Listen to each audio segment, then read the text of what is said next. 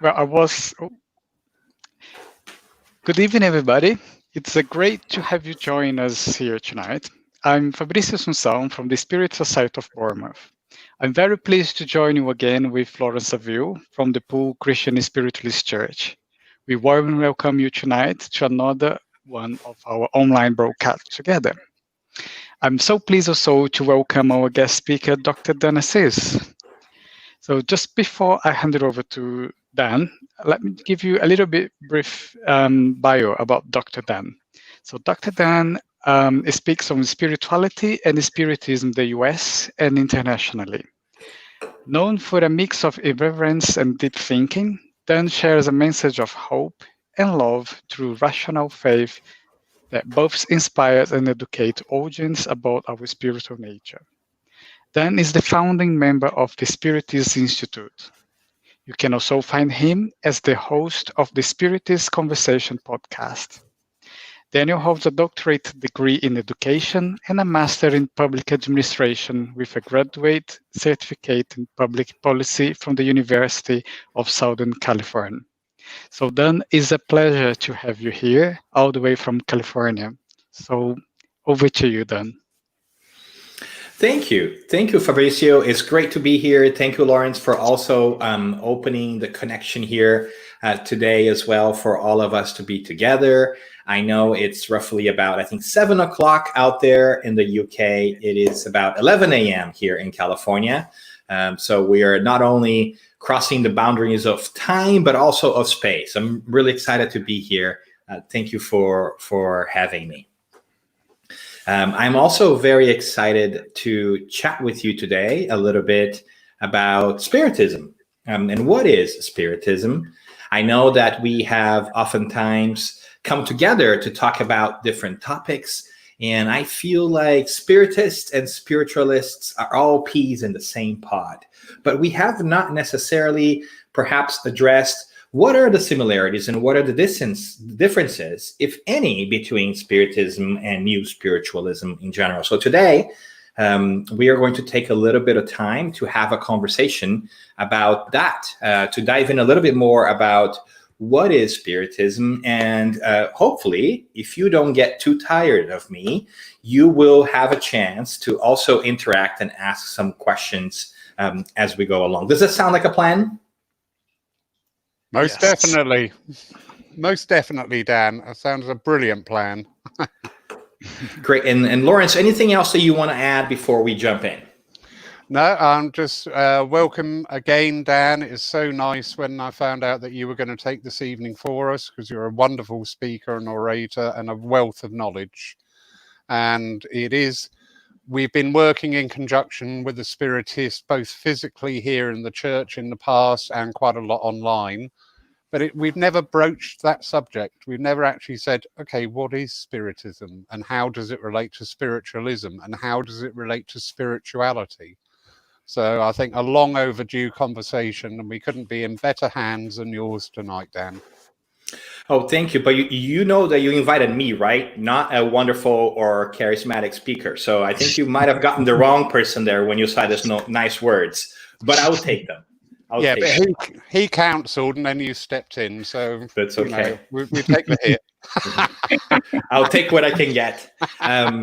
But I am really, really excited to be here with all of you today. I feel a kinship between us, and I am always excited to see humans trying to connect to the divine across the world. It really renews me, inspires me to know that miles and thousands of miles away, we have people trying to do exactly what we're trying to do here in this corner of the world, which is to be a better person every day, a little bit more than we were before. And I'm also very grateful that we have a chance to talk about spirituality and spirits in general, because I feel like that is one layer of the world that is sorely missing in our days. We have sometimes forgotten about our immortal spirit, or should I say our immortal nature. And that shows in the world when we are making decisions that perhaps are not as wise spiritually as they could be. So I'm excited about the chance to practice of spirituality a little bit, talking about Spiritism and spiritualism, because at the end of the day, the words are very similar. The concepts are very similar, and they all have come from the same place, from the same source. Not to go too much into this, but I think we all know the history of spiritualism. I think this group over here may be particularly versed in that. But Spiritism and spiritualism really started at the same time. Very little difference there. As a matter of fact, if you were to pick up the foundational book of Spiritism, written by a man called Allan Kardec, you will find that in the first page of the first book, you will see at the top, Spiritism, a spiritualist philosophy. So from the beginning, you were going to notice that Spiritism and spiritualism are intrinsically connected. But what does it mean?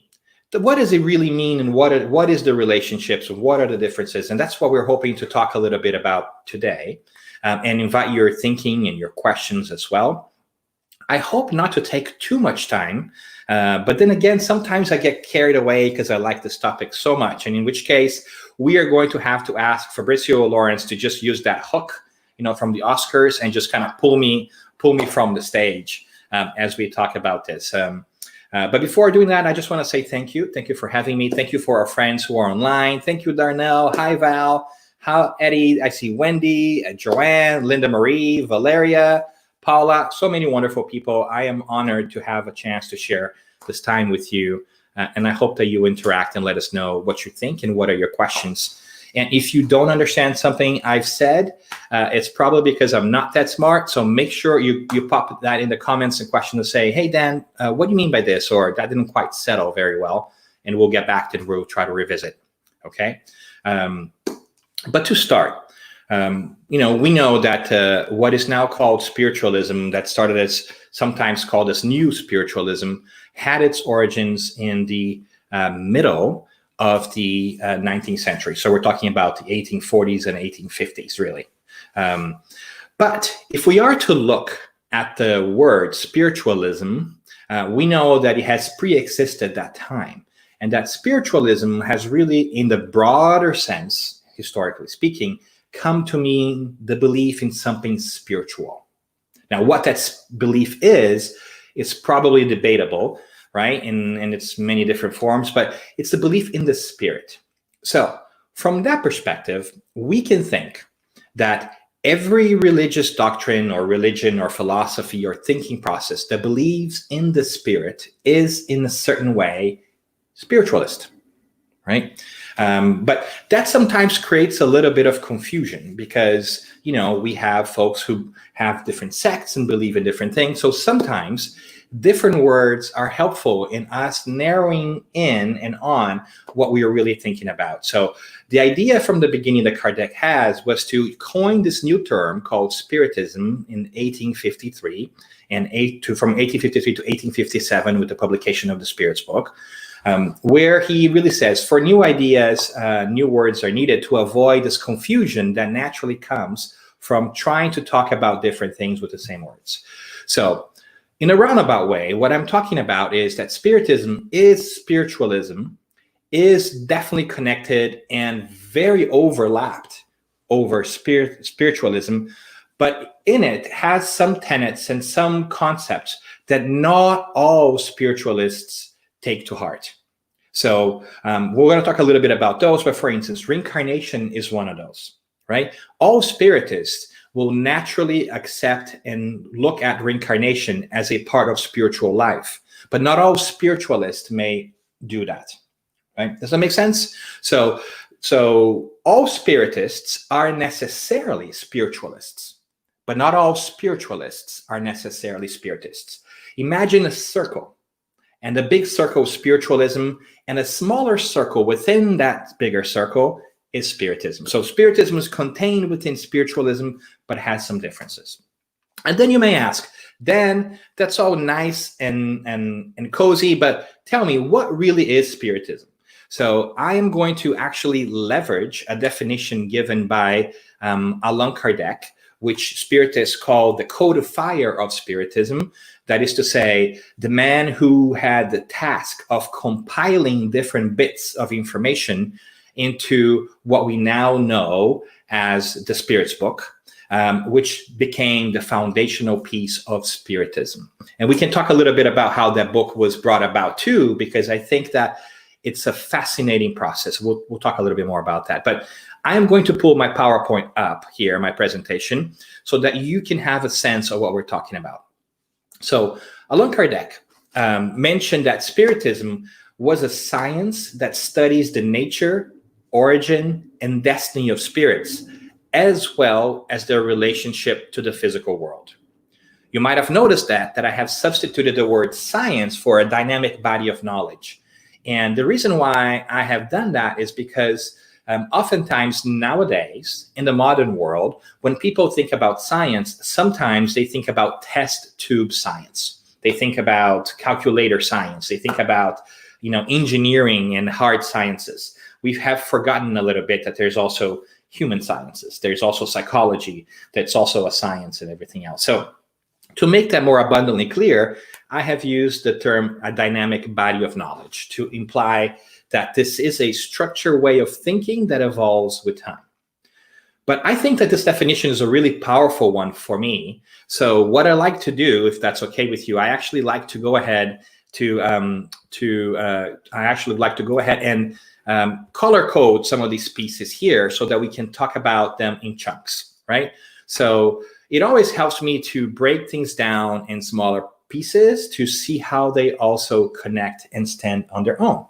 So to do that, I have color-coded a dynamic body of knowledge. I have also taken studies. I have also taken nature, origin and destiny, and spirits and relationship to the physical world, as you may see in your screen there. And I want to talk about these different pieces, and then we can kind of see how they come together. But these are the topic, the different parts that come to my mind, that spring to my attention when I first read this definition.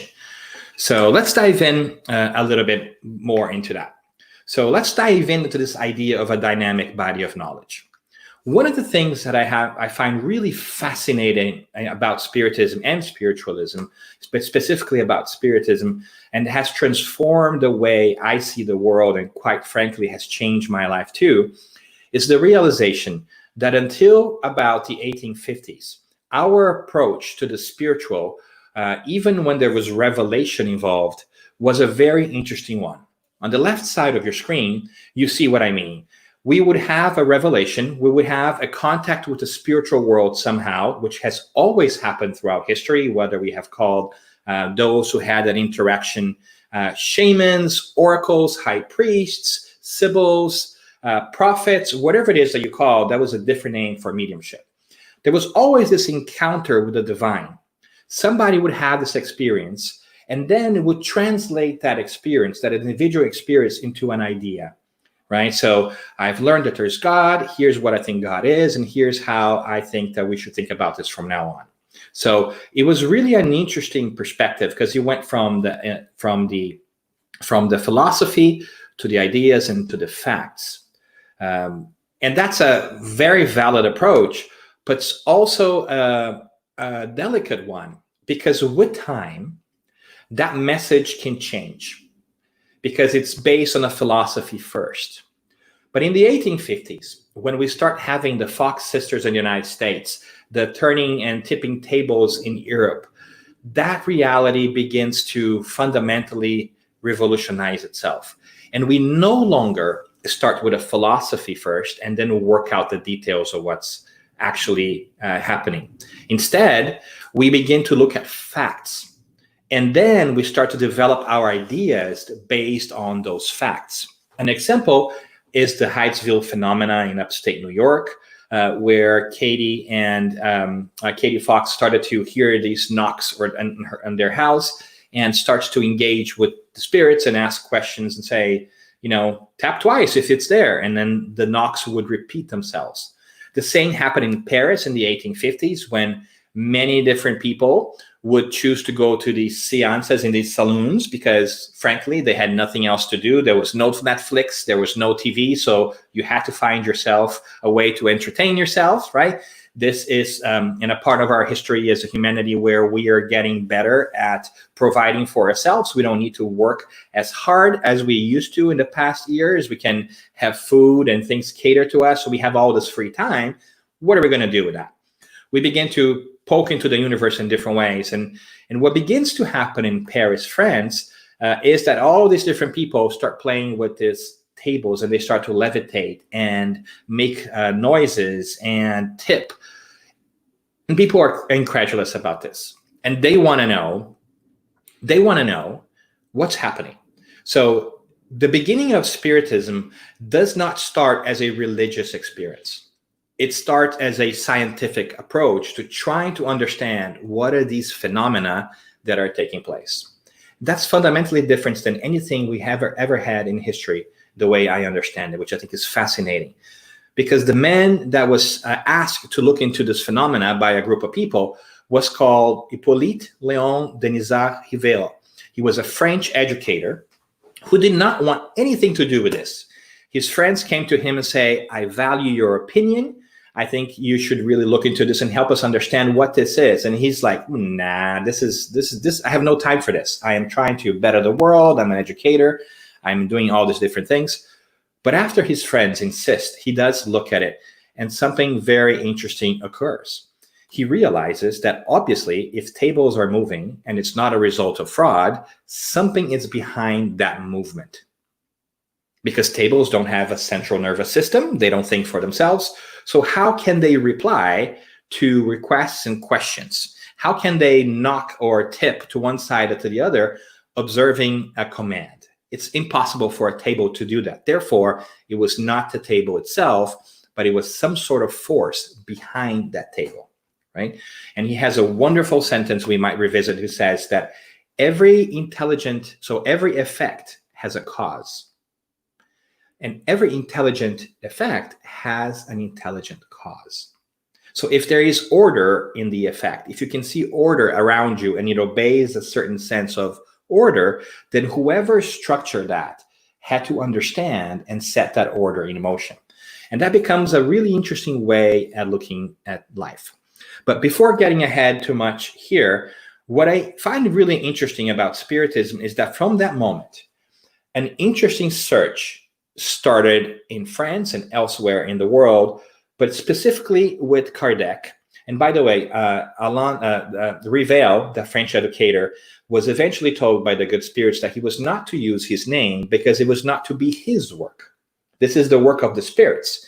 Hence, they asked him to use the name of one of his previous incarnations, Allan Kardec, because this new idea was to stand on its own without having to be attached to his persona and to his identity, which was already well established as an educator in that part of the world. And that's also the reason why, for instance, the first book of the Spiritism, the foundational book, it's not called the Book of Kardec. It's called the Book of the Spirits, or the Spirits book, because the content therein belongs to humanity. And it is the spirits who are bringing it back to us.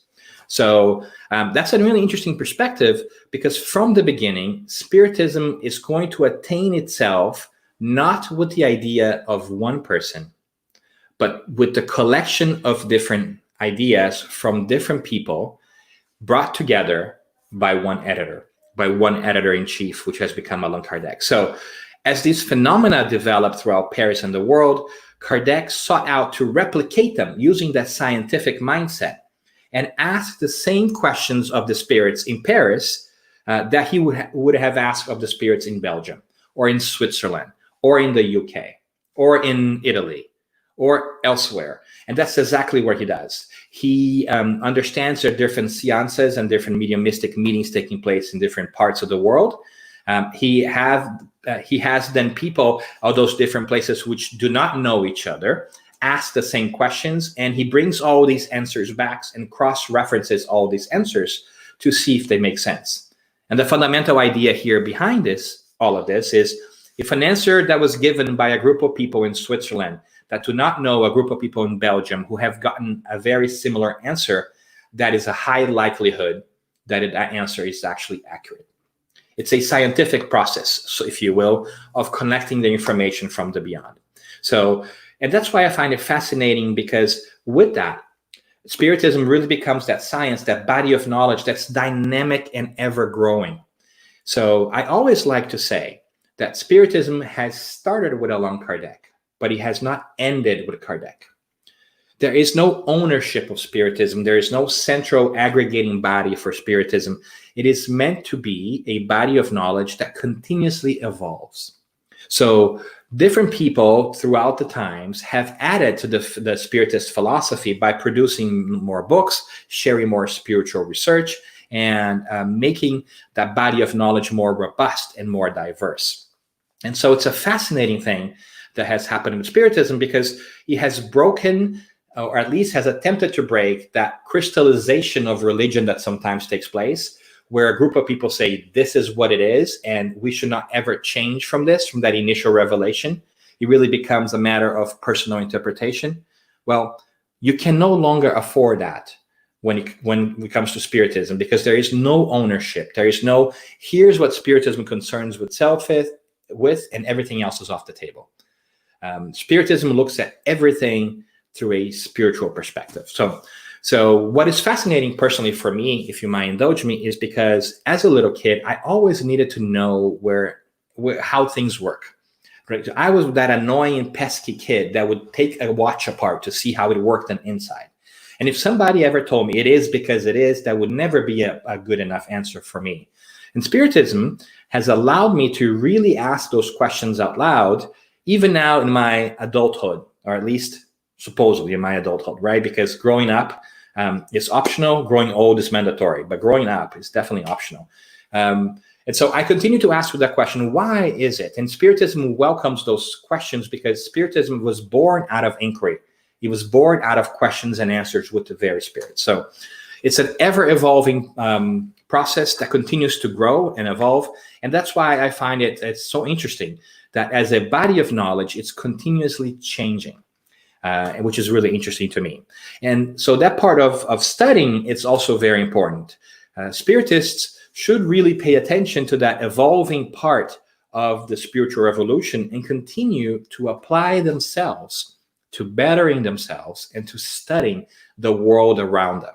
And that's why sometimes we refer to Spiritism as having a triple aspect, one of science and inquiry, one of philosophy or thinking in general, and one of religion, which really is the application of all the knowledge for a practical and transformational purpose in oneself, right?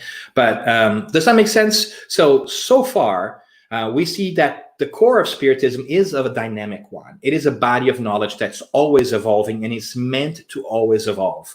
Kardec has, in more than one occasion, said that if you find anything in the Spiritist foundational literature that goes against what science brings forth, we should jettison that part from Spiritism, and we should stick with science. Because that process of growing and learning is a fundamental one, not only to acquire what we traditionally call knowledge of the physical world, but also of the spiritual world. So Spiritism is always evolving, much the same way we as spirits are always evolving. All right, so I'll pause there. Okay, now, how does that really come about? What is the core of Spiritism? Well, you really notice here that Spiritism has the word spirit in it. So we cannot talk about Spiritism without talking about spirits. And the spirits really are the central idea to everything that we're talking about here. And why is that? Well, let's dive a little bit deeper, because that sentence that we talked about before and that little story that I told you still rings true here. We see that in nature, for every effect, there is a cause. And for every intelligent effect, there is an intelligent cause. So those phenomena, the tipping table, the wrappings, and the materializations even, and everything else that we know, apports and everything else, seems to follow a specific order. And as we understand that tables and things and materials cannot act by themselves, we must necessarily reach the conclusion that something or someone is acting upon these forces, these materials, that these forces are acting upon our physical world to call our attention. And as our friends in the 1800s really begin to grapple with this idea, they start to make sense of it and pose questions to the steeping tables, to these wrapping tables, right? And they start to get answers. They develop systems. One of them is called typology, which I think is fascinating. I think every child in the world nowadays might understand that. It's the simple idea of if there are knocks, if there are raps, let's assign meaning to them. Let's ask questions. One knock for yes, two knocks for no. And then later on, we start to get answers and find it interesting and develop a more robust a system in which maybe one knock is for A, two knocks is for B, three knocks is for C, and we can put words together. And that's how it starts, right? So that's how our contact with the spirits in the modern world starts from a scientific perspective, is going through that, like the spiritual telegraph, so to say, right? But imagine how long that must have taken to get a sentence out, right? To knock so many times for a simple sentence. I mean, those seances and those mediums and meetings might have taken like an hour for you to get a sentence out, right? But it was proof. It was proof there was an intelligent force beyond those phenomena, especially if you could repeat and replicate that in different places. And through that communication, these forces tell us that they are actually spirits, that we are all spirits. So yes, Eddie, we're all spirits, including those who are, as we call it, discarnate, without a physical body, right? So in Spiritism, we use the term incarnate to mean spirits who are in the flesh, like us. And we use the term discarnate to mean the spirits who are outside of the flesh, who have temporarily shed their physical body and return to their true nature for a little bit before they come back and reincarnate again.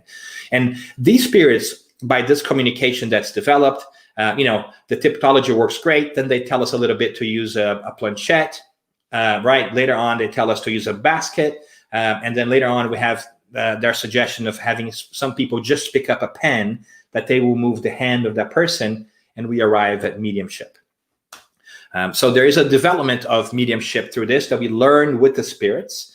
Mediumship 1.0 was typology. Mediumship 2.0, so to speak, was the baskets. Mediumship 3.0 was then psychography, as we call it, with the act of writing, and so forth and so forth. So spirits are the center of everything here.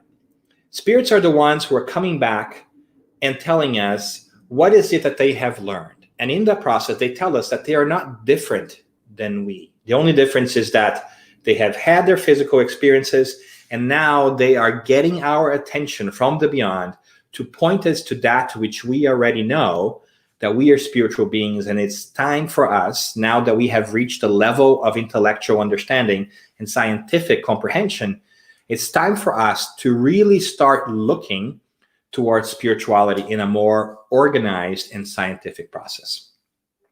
And that starts because of the spirits themselves. So at the center of Spiritism, we are going to find the spirits and that communication with the spirits as a way to really be able to make sense of not only the world around us, but this other layer of the world that we are not aware of because we don't pay attention to the invisible forces, right? So far, so good? All right. So then we have the spirits. But the natural question then is, how does that relate to us? And what is the nature of spirits? What are spirits? And they start having that conversation with us as well. And they tell us exactly that we are all spirits having a physical experience. And that, psychologically speaking, I think is revolutionary for us when we accept that, because we are spiritual beings having a physical experience and not bodies that have a spirit. Many times, because we are still in the flesh, we forget our true essence. And we think that when I die, when I shed this mortal coil, as Shakespeare would have us say, I will then be a spirit. No, you are, and you have always been a spirit. And that's an important distinction. because you're not a body that has a spirit. Like sometimes we even say, people say, oh, my spirit is sad today. No, you don't have a spirit. You are a spirit. You happen to have a body. You are using this body right now to learn a specific lesson, which we can talk about it later, and it's individualized for everybody. But this is not who you are. So our bodies don't matter as much as we think. Of course, they're very important for our existence, but who I am today, physically speaking, bears very little consequence of who I am as an essential and immortal spirit. And that we should therefore pay attention to each other, not from a physical perspective, but from a moral and virtuous perspective. So that begs a lot of different questions. That begs a lot of different thinking processes, because when you look ourselves in the mirrors, we see ourselves at that physical representation, but that's not who we truly are. If we were to put a screen in front of us and mask our voices, would we recognize ourselves by what we say and do rather than what we look like? And that's a fundamental change, that once we begin to believe in the existence of the spirit and reconcile the fact that we are spirits first and bodies second, that comes to us. It also brings a series of other considerations that we should think about. For instance, the obvious certainty that we now have that your gender, your skin color, your height, your sexual preference, none of that is of real big importance in the big scheme of things. That there should be no reason why we discriminate against each other, because today I might be a man with a little bit of some brown skin. Tomorrow I might come back in a different part of the world where genetic pool in that part of the world may have me be a woman of fair skin tone. It really does not matter the packaging in which we come. What's most important, it is the content inside that package. And that is what we should really focus on and try to work on, developing the contents within ourselves and not the outwardly piece.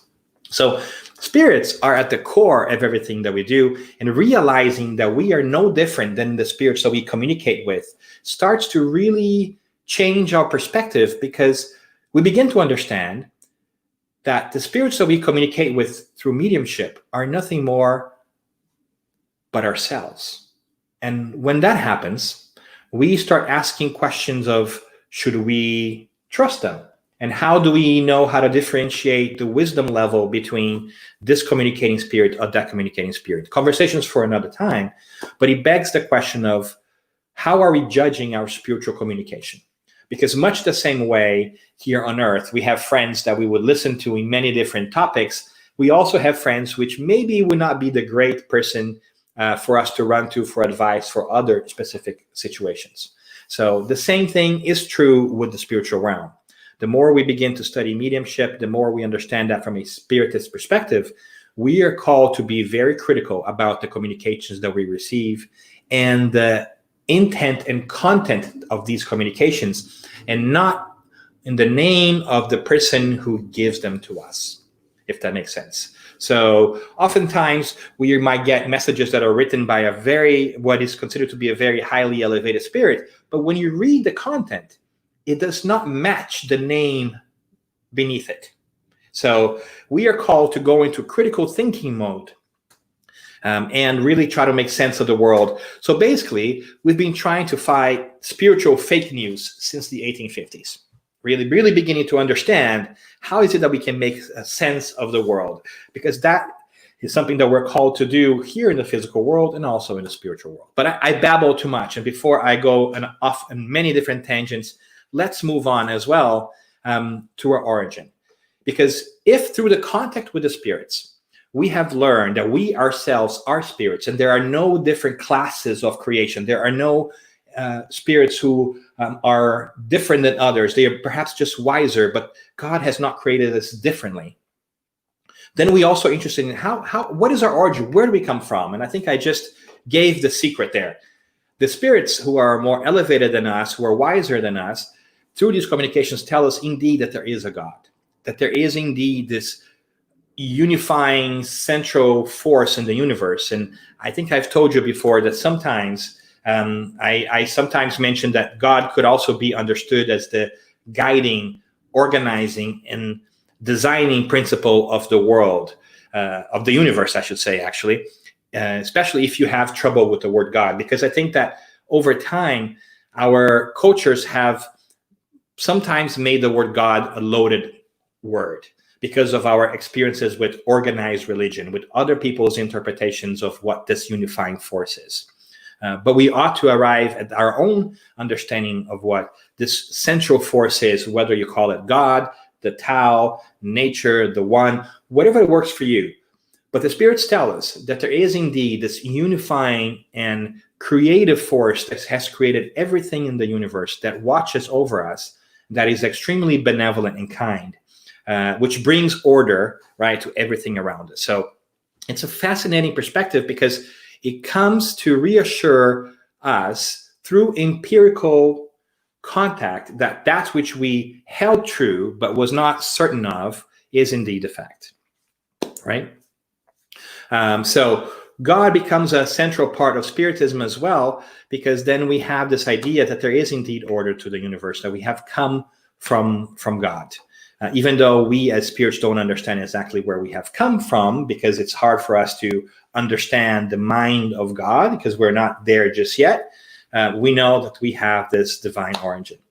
But we also have this destiny. We also want to know, all right, so if I'm a spirit and I know where I'm coming from, then what's going to happen to me? Where am I going? Where is my destiny? And the spirits also talk to us about it, and they tell us that we are fated to evolve as immortal spirits. That we are, if there's one thing we cannot control, that God has not given us a choice over, is the fact that we must constantly evolve. Every day we learn and we grow in understanding. And we learn that as well, that this growth comes from a spiritist perspective through reincarnation, through this idea that we can come and work on different things on ourselves as many times as it takes for us to get it and to move forward. Because there is, as we talked about, a law of cause and consequence. The choices that we make today impact our days tomorrow. If those are great choices, wonderful. But if those are not so happy choices, we also are responsible for their effect.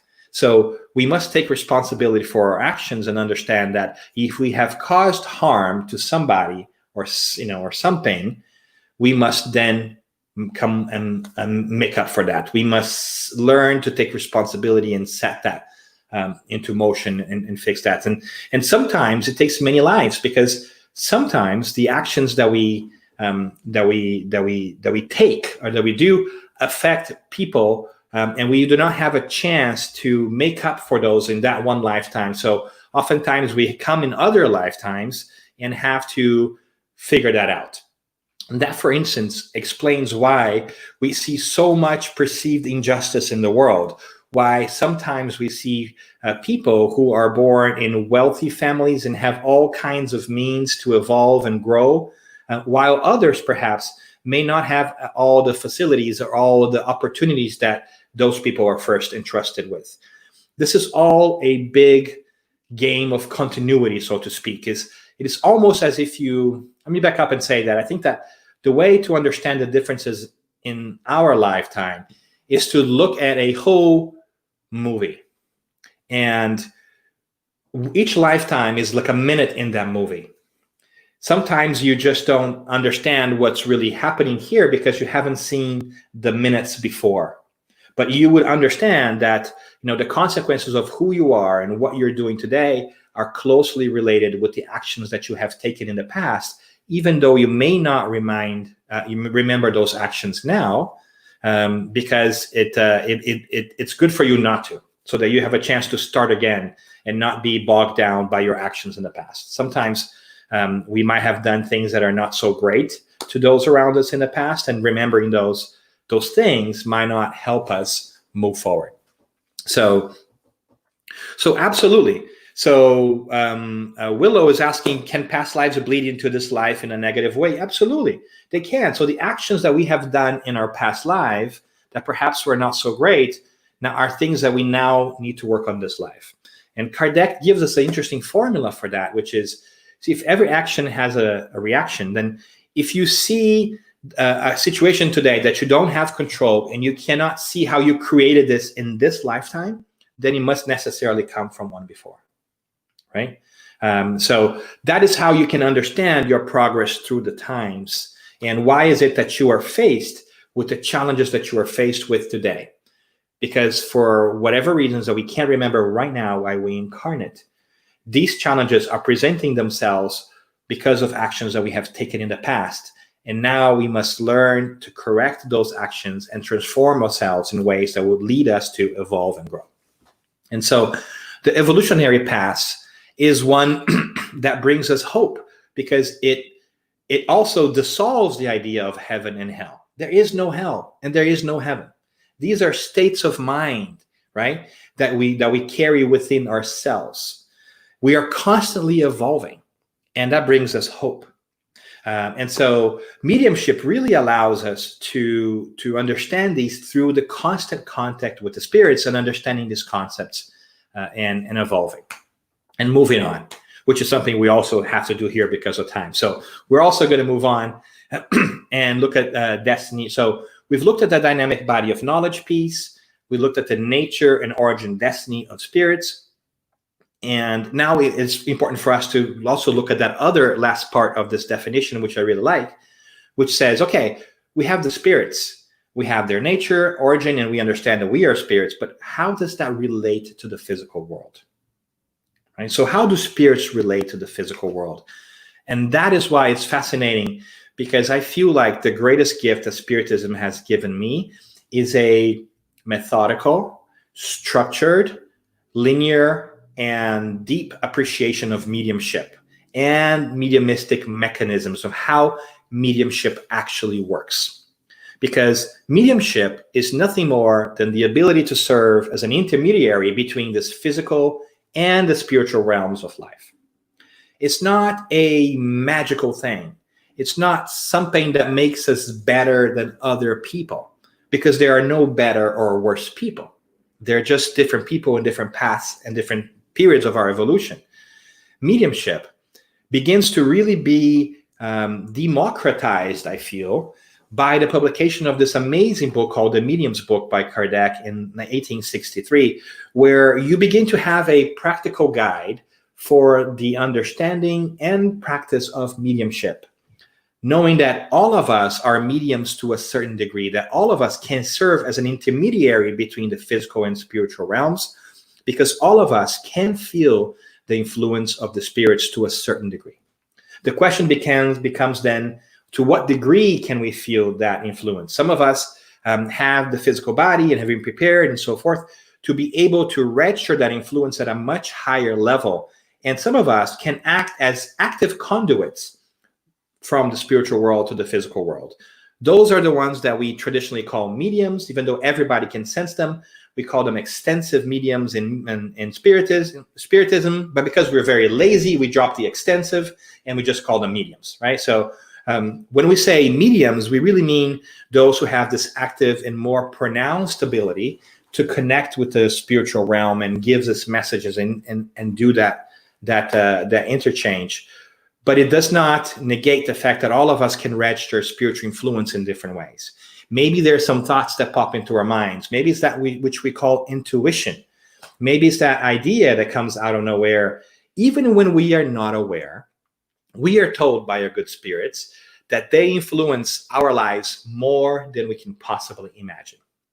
That we sort of have a spiritual entourage, so to say, on the other side of spirits that help us and guide us even when we are not aware.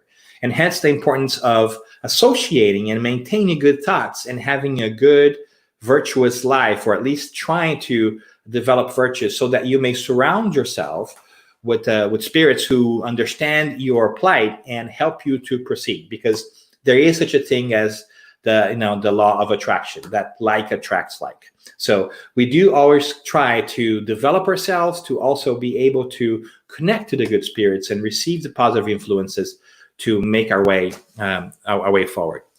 So mediumship is necessarily at the core of Spiritism. There can be no Spiritism without mediumship. And it has started, in fact, with the idea of mediumship, with the very contact with the spirits. It is a body of knowledge that it was not derived out of somebody's mind or somebody's idea. It's not the ownership of a person or an organization. It is an ownership that is spread throughout humanity, and whoever wants to study it owns it, so to speak. And mediumship is at the core of it, because without understanding this relationship between the spiritual realm and the physical realm, the world begins to be still very fuzzy. We are not able to understand everything that's going on. But when we do open that perception, when we do understand that we are just temporarily here in this physical plane to learn a lesson, much the same way we go to work every day, or at least we used to go to work before COVID, right, in a physical location that is different. Then we come back home at night, reflect about our day, and do it again. That is one incarnation. It's but a day in our spiritual lives. One time, one period of time in which we are learning different things, much the same way that we go to work and do different tasks. So when we begin to understand that, it really changed our perception through the world, because it reminds us of our immortality and how we have lived for thousands of years, if we don't know how many, and how we will do so for many more. And it brings wonderful, at least for me, wonderful perspectives and wonderful feelings, because I know that what I am will never cease to be. That what I am will never perish, because nothing ever perishes. Everything continues. Who I am today will only be augmented and improved through my own efforts, through my own trials and tribulations as I progress. And that the affections and the friendships and the relationships that I have developed in this lifetime will also carry with me into other and future lifetimes. Much the same way that those that I have already developed in past lifetimes follow me in this lifetime as well. That is why sometimes we feel close connection to people we may have never met. We have developed that affinity sometimes that comes from previous lives. So it's a fascinating concept, but this idea of constantly studying our spiritual nature is one that is central to Spiritism, because Spiritism was born out of inquiry. Spiritism's DNA is one of questions and answers, is one of constant evolution and constant seeking to improve oneself as we understand that we're immortal spirits. Because if we are immortal spirits, and we are, then our decision-making probably changes. We stop trying to make decisions that only benefit us here in the short term in this physical life, because we understand that stepping on other people to gain what we want right now, it's not the smartest play in the long run of things. Because if I hurt you today, I will have to make up for that later. So rather than trying to get everything I can today and now, I begin to really think about how to be a better person and to evolve, so that I don't develop those things that I have to eventually deal with the passing of time. So Spiritism is a fascinating piece, and I think that same methodology also applies to myself or to anybody else, that we too are dynamic, that we too are changing, that we too should always go back to this idea that our nature is spiritual, that we have come from God, even though we don't completely understand God just yet, and that we are going to be what we sometimes call perfect spirits, or spirits who are as close to the idea of God as possible with the passing of time. And that the way that we do that is interacting with the physical world and learning and keeping this bridge open between that which is spiritual and that which is physical, because both are important. But if we had to choose, we should choose the spiritual over the physical at any point in time. So it brings me a message of hope. It brings me also the opportunity to constantly progress and constantly learn more about the world around me. And as I learn about the world around me, I am reassured of our continuous existence and the bonds that binds all of us together, regardless of where we were born, whether we are in the UK, whether we are in Poole, or whether we are here in San Diego. We truly are brothers and sisters from a spiritual perspective, because we all came from the same place and we're all fated to happiness. So it brings me great joy to chat with you for a little bit. I think this is a good time for us to do questions and answers, because Spiritism and spiritualism are really, at the end of the day, the same thing. They are just with slightly different perspectives on some topics. And so this exercise that we do here today to come together and talk about how we do things and learn from each other, it's a beautiful thing that leads us forward. And it reminds us that, we all work for the same boss. We're just different departments. We really are just different departments. And so having this collaboration, this interchange, I think it's the way to go for making a better world. So thank you for listening to me today. And I make myself available for any questions if you may have them.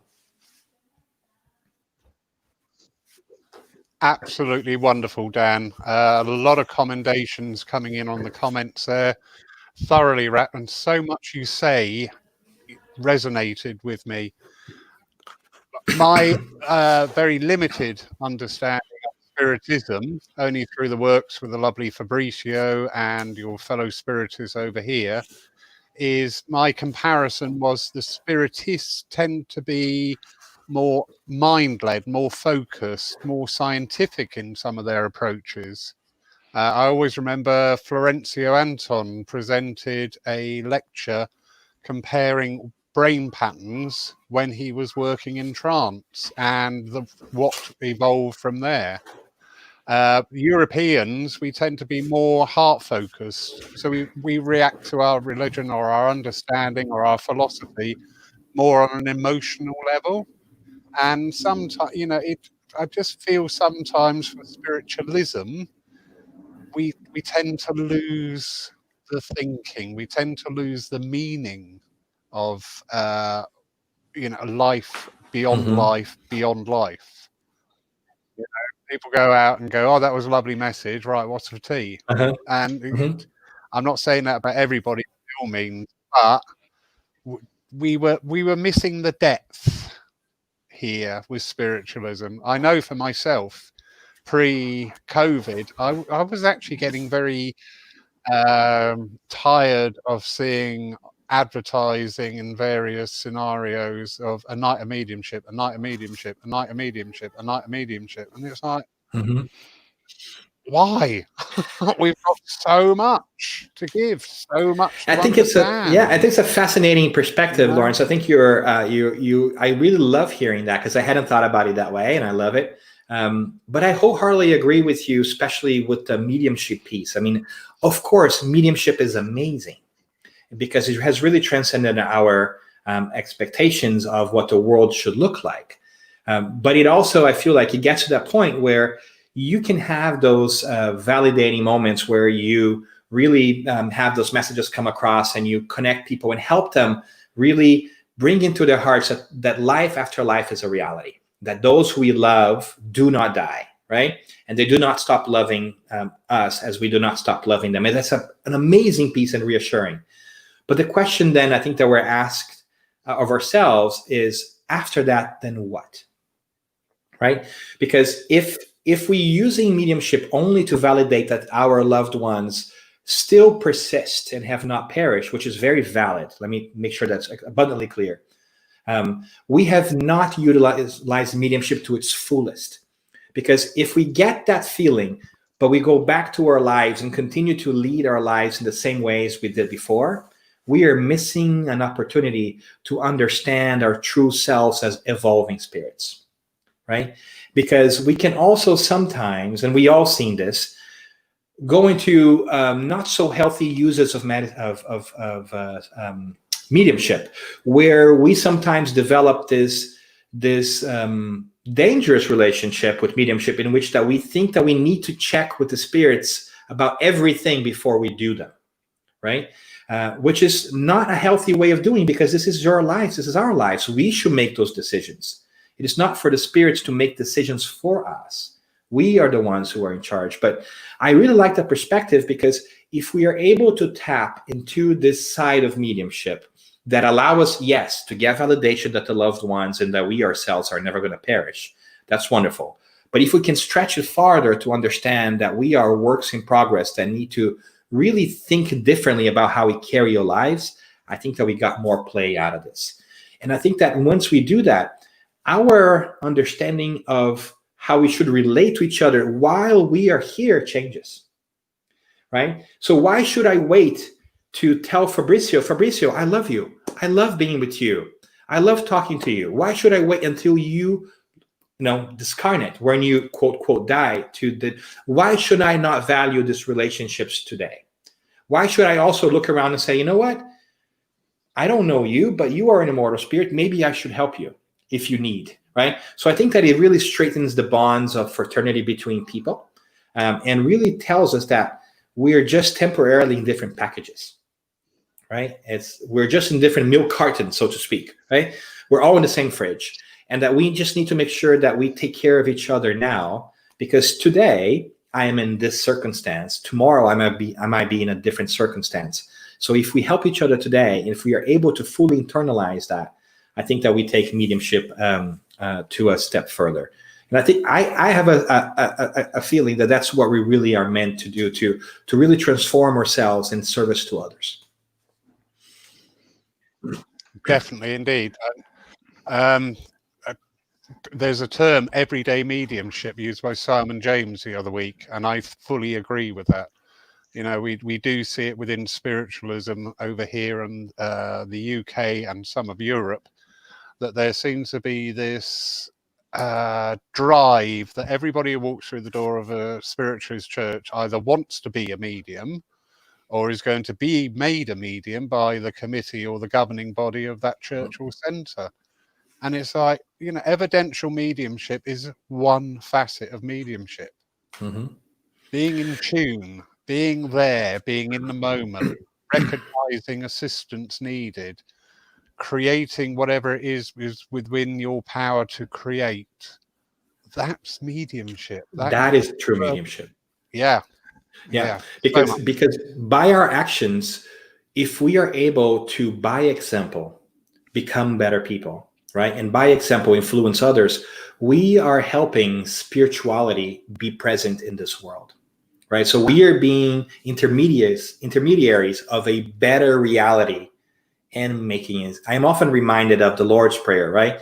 Thy will be done, and so forth, like as in earth, as in heaven, right? So our role is to bring that spirituality down, is to transform the way we act upon the world, and make it better for everybody. And that does not require the conscious connection with with spirits, right? That's happening every day. Be that transformation every day. I think that's a beautiful way of looking at it, Lawrence. I really wholeheartedly agree.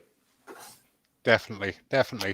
Not many questions coming in at the side there, but again, as I say, people really are cleaving to your words and understanding them. It's been so fascinating all through the restrictions here in the UK, my work online, the spectrum was suddenly thrown open, and I've had so many speakers from so many different perspectives all saying the same thing. Isn't that beautiful? Yes. Yeah. Kardec called that, to use a term, like one term, the universal control of the spirits, right? So when a truth pops up in many different places by people who are unknown to each other, there's a great likelihood that we are not being fooled, right? And I love that, because mediumship has allowed us, in a way, there is a mediumistic act happening right now. I am beaming into the virtual world, and so are you, right?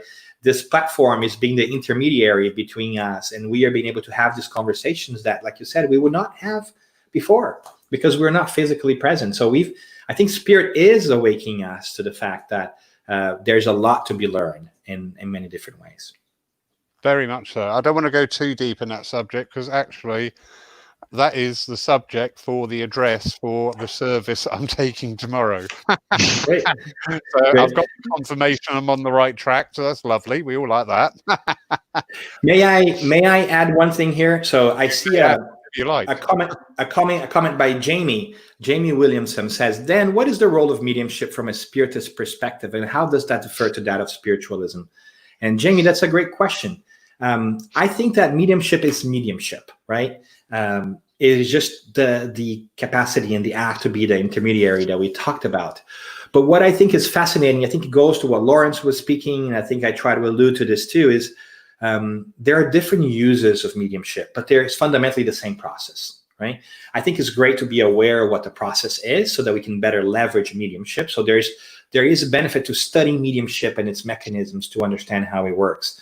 But one interesting thing that I have noticed that goes exactly to what Lawrence was saying is that there seems to be, at least historically speaking, a slight different approach in continental mediumship, so to speak, and UK mediumship over time.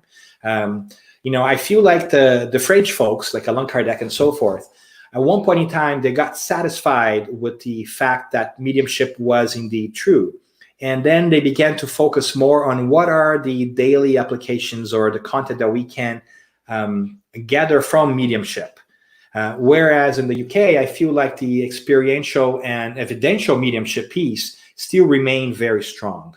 So just different ways of like leveraging mediumship, which are the same thing, but have given a slightly different flavor. So I see that in spiritualism, traditionally, you still have these open sermons and opportunities to really have the readings and everything else, right? A night of mediumship and so forth.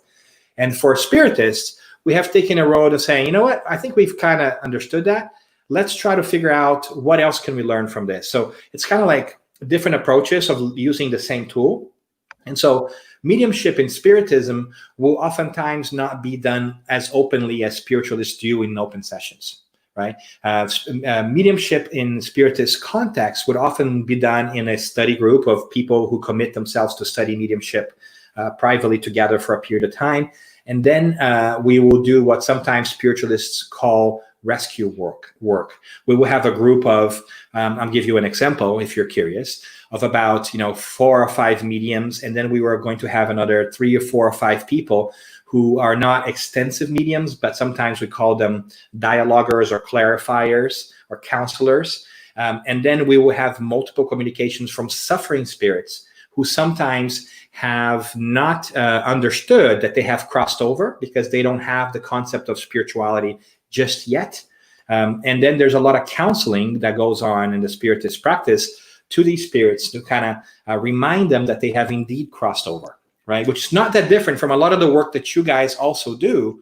It's just that we take a slightly different approach to different things. So I am always fascinated by that beautiful diversity of approaches that Divinity has given us to tackle the same challenge in different ways. So that's one thing that I always find very interesting, that we are leveraging the same tool in slightly different ways, sort of for the same purpose, but with different flavors.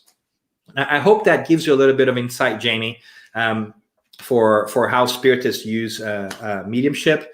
A lot of our focus on mediumship has also been through what we call psychography, that you sometimes call channeling, right? Or writing. We use the term psychography because we like to qualify mediumship in different ways, because every mediumship is different. Everybody has different types of mediumship. And the psychography is the one which you can, through the intuition or direct approach, you can actually write, right? So automatic writing is a term that you guys use, and so forth and so forth. So for us, it is a tool for growth and developing philosophy, but also service to others, right? It's very important to us that we leverage everything that we do to service to others, whether it is to help those who have discarnated and who are not aware of that, or sometimes it's also to help those who, and this might not be a surprise to you at all, but sometimes it's also to help those who are suffering from severe spiritual influence while still here in the physical world. Sometimes I think you in spiritualism, you might use the word attachments. In Spiritism, we use the term obsession.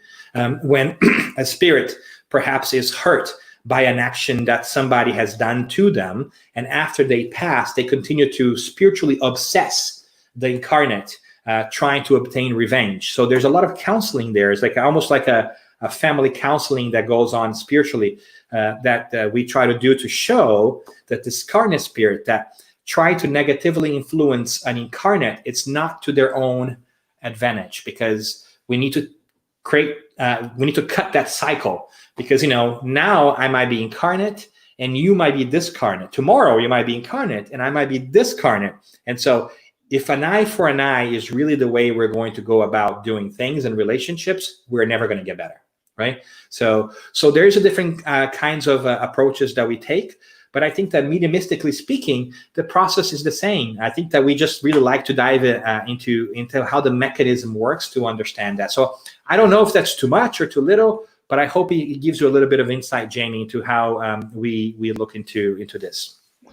That was absolutely, so many people have loved that. And that you've awoken something that I knew, but I hadn't actually brought to my mind. You, we are spirit, obviously. We are spirit, as you say, incarnate and discarnate. With the spiritists and the way you were just talking, and with that passion as well, the equal attention between the two different states is very apparent. From the spiritualist and probably from the UK point of view of spiritualism, and please, people, I'm not trying to offend you, but you know me and it just comes naturally. We tend to think, right, what's spirit going to do for me? What are they going to do for me? How are they going to help me? How are they going to improve my philosophy? How are they going to improve my mediumship? And it's a very one-way street at times, and I've been saying for a long time, spirit is intelligence. It's not a balloon that we hold at the end of our arm. They are intelligent. They are us. They've got Mm-hmm. the same stuff as we go through. And Absolutely. we have a duty to each side of life to work together and to grow and to help. That's Yes. so lovely. That is Yes. wonderful. Yes. Sorry, Yes. a lot of waggling. No, absolutely. Finger pistols. Yeah. Absolutely. There's, in fact, a beautiful question. One of my favorite questions from the Spirits book is a question that's posed to the Spirits. It's question 132. And I know the number, not because I memorize every question, just because I really like that question, people. So just to be clear, sometimes people say, oh, you know all these questions by heart. No, I don't. I just have a couple. And I mentioned their numbers, and it sounds like I'm really smart, but I'm not. I just remember that one. And that one is really interesting because Kardec or whoever else asked the spirits, and what is basically the purpose of life, right? And the incarnation. And the spirits give an answer that took me a while to really digest personally, because the first part of the answer is, well, you're here to evolve. That's why you incarnate, right? To learn and grow. But I've missed the second part of that answer. And it's something to the effect that they say that, and you also have to play your part in the creation. So we are here to evolve, yes, and learn. But we also have an innate responsibility to help others, to give back. And I think that it might have taken a while for me to grab that, because I was in that mindset of, look, what is it in for me, right? How do I grow and how I learn? Well-intentioned, right? But then when I read that again some other time, like many years later in my life, I'm like, oh my goodness, it's not just about me growing. That part of my growth is also that of giving others, of reflecting that light, of making a difference in the life of others, of paying it forward, right? So I think that's a fascinating aspect that we are beginning to wake up to as a society, that my well-being cannot be just dictated by myself. That's important for me to help others, much the same way others must help us. So in learning, there's a necessary component of being a service to others. It is in doing that we learn, right? And so I think that what you said, Lawrence, is a beautiful awareness that I think we all need to pay attention to. We must give too, right? And it is in giving that we receive. Like, it is in giving that we learn, and we also have that two-way street. So I think that the calling of our times is to awaken to that service to others. And I think it's a beautiful thing. And spirits are us. So we cannot just ask that they're going to do our bidding, right? It just doesn't work that way. One of our famous mediums in Brazil has mentioned that he's like a telephone, right? He can call to the spirit world, but he cannot guarantee that they'll pick it up over there, right?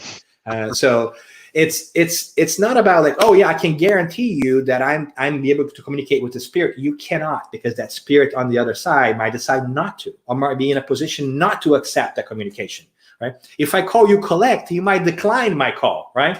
Or you have caller ID, spiritually speaking, you might say who's calling and say, no, don't want to talk to you, right? We all have that needy friend that talks to us all the time, and they would send to voicemail. I'm like, no, figure it out by yourselves. I'm not going to be repeating the same thing, right?